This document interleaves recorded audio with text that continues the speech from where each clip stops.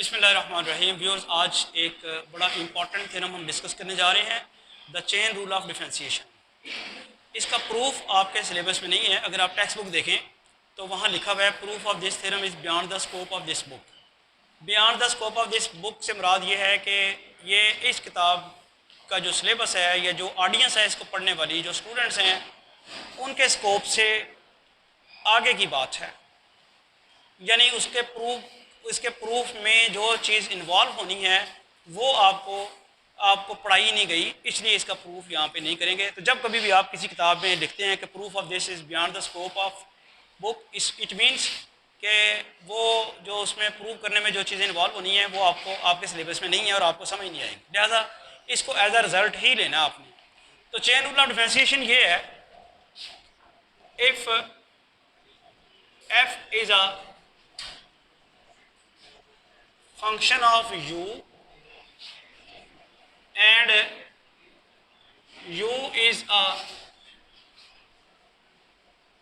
function of x, that is इस तरह लिखा जा सकता है कि f जो है वो फंक्शन है u का and u is equal to u function x का।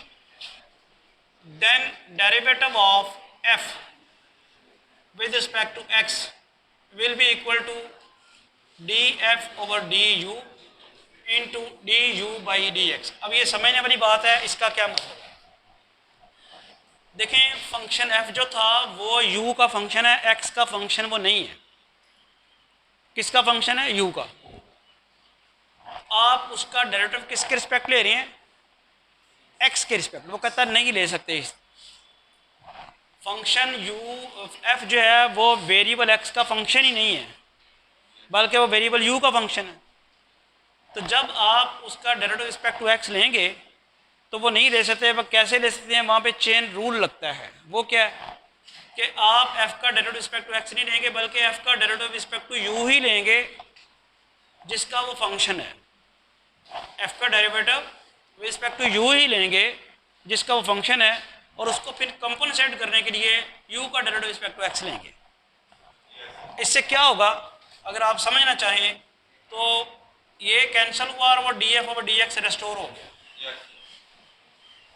ये du अगर सिर्फ समझाने के लिए आपको कर रहा हूँ कि ये कैंसिल हो गया और df ओवर dx रेस्टोर हो गया।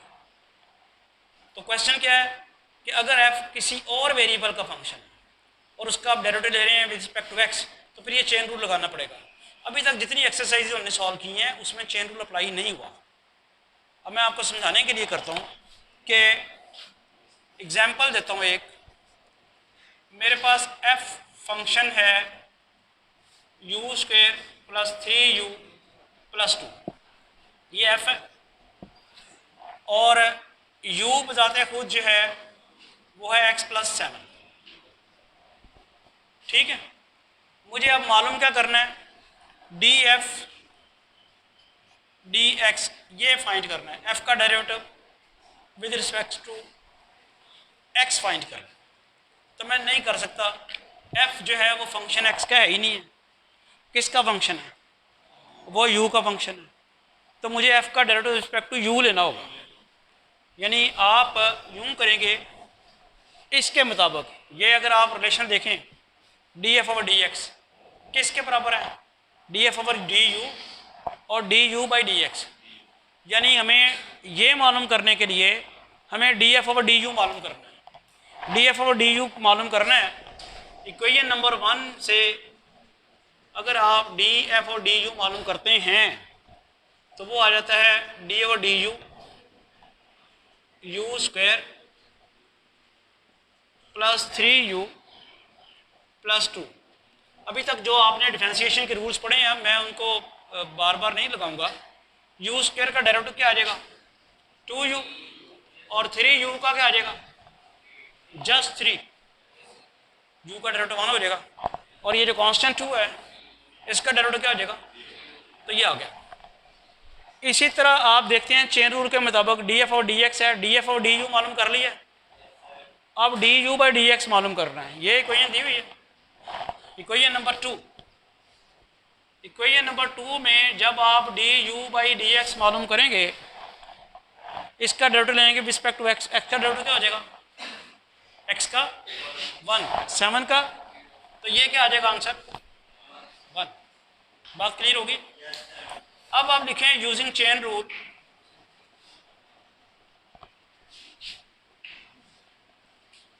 जी चेन रूल क्या कहता है, d f over d u is equal to, sorry d f over d x is equal to d f over d u into d u by d x. D f over d u मैंने क्या मालूम किया हुआ है 2u plus 3, और D you और D x क्या मालूम किया हुआ है, तो ये क्या आ गया 2u प्लस 3। एक स्टेप और करना है, u की वैल्यू भी लगानी है। u की वैल्यू क्या थी भला, जी x प्लस 7, शाबाश, प्लस 3, ये u की वैल्यू लगाई है x प्लस 7 प्लस 3, क्या बन गया 2x प्लस 14 प्लस 3, आंसर क्या आ गया 2x प्लस 17। तो क्या आपको चेन रूल समझ आ गया कैसे अप्लाई करते हैं। जब कोई फंक्शन किसी और वेरिएबल का फंक्शन हो और डेरिवेटिव किसी और वेरिएबल के रिस्पेक्ट लेना हो, फिर चेन रूल लगाते हैं। जैसा कि f फंक्शन हमारे पास क्या है, u का फंक्शन है, और आपको कहा गया हुआ है कि आप डेरिवेटिव रिस्पेक्ट टू x लें, तो अब f का डेरिवेटिव चूँकि रिस्पेक्ट टू x ले नहीं सकते, उसके लिए आपको क्या लगाना है, चेन रूल। एक और एग्जांपल छोटी सी कर लें, y is equal to 3t square plus 8t plus 9 and t is equal to x square plus 8। ठीक है, फाइंड करें dy बाई dx, ये फाइंड करें। अब फिर वही मसला है, y तो फंक्शन t का है और आप मालूम कर रहे हैं डेरिवेटिव रिस्पेक्ट टू x। अगर y का डेरिवेटिव रिस्पेक्ट टू t मालूम करना होता तो बड़ा आसान था। अब y एक और वेरिएबल का फंक्शन है और डेरिवेटिव किसी और वेरिएबल के रिस्पेक्ट लिया जा रहा है, तो क्या करेंगे, चेन रूल लगाएंगे। y का डेरिवेटिव तो हम मालूम ही नहीं कर सकते रिस्पेक्ट टू x, तो y का डेरिवेटिव रिस्पेक्ट टू t ही मालूम करना होगा। dy बाई dt किसके बराबर आएगा, ये आ जाएगा 6t प्लस 8, समझ आई, 2 नीचे उतराया, 6t प्लस 8 और 9 का डेरिवेटिव 0 हो जाएगा, और फिर t का डेरिवेटिव लेंगे विद रिस्पेक्ट टू x, वो आ जाएगा आगे पास 2x, और 8 का क्या हो जाएगा। अब चेन रूल लगाते हैं,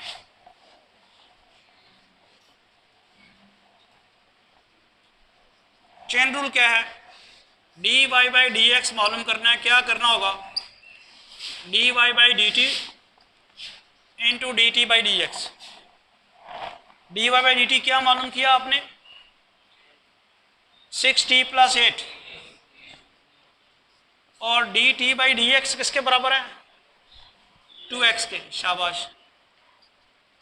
चेन रूल क्या है, y का डेरिवेटिव रिस्पेक्ट टू x लेना है, ले नहीं सकते, y का डेरिवेटिव रिस्पेक्ट टू t लें और t का डेरिवेटिव रिस्पेक्ट टू x लें, ये चेन चलती है, इसलिए इसे कहते हैं चेन रूल। जहाँ पे ये ख़त्म हुआ वहाँ से वो शुरू हुआ, और इसका स्टार्ट और इसका एंड बराबर है इसके। जी t की वैल्यू क्या है, x स्क्वायर प्लस 8, तो ये आपके पास आ जाएगा 6 into x square plus 8 into 2x। अब इसको सिंप्लीफाई अगर करें तो ये आ जाता है 2x into 6x square plus 48 और प्लस 8, कितना हो जाएगा, शाबाश 56। This is the answer.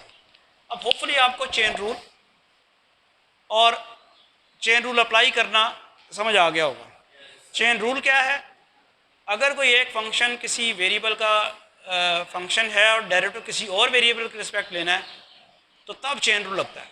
पहले एग्जांपल में मेरे पास f जो था वो फंक्शन u का था और डेरिवेटिव उसका रिस्पेक्ट टू x लेना था, तो हमने चेन रूल लगाया, f का डेरिवेटिव रिस्पेक्ट टू u लिया और फिर u का रिस्पेक्ट टू x लिया।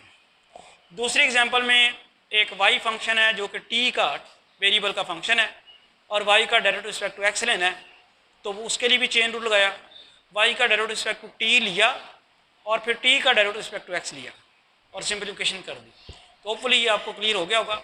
नेक्स्ट लेक्चर में इंशाल्लाह हम चेन रूल के मज़ीद क्वेश्चन सॉल्व करेंगे। Thank you.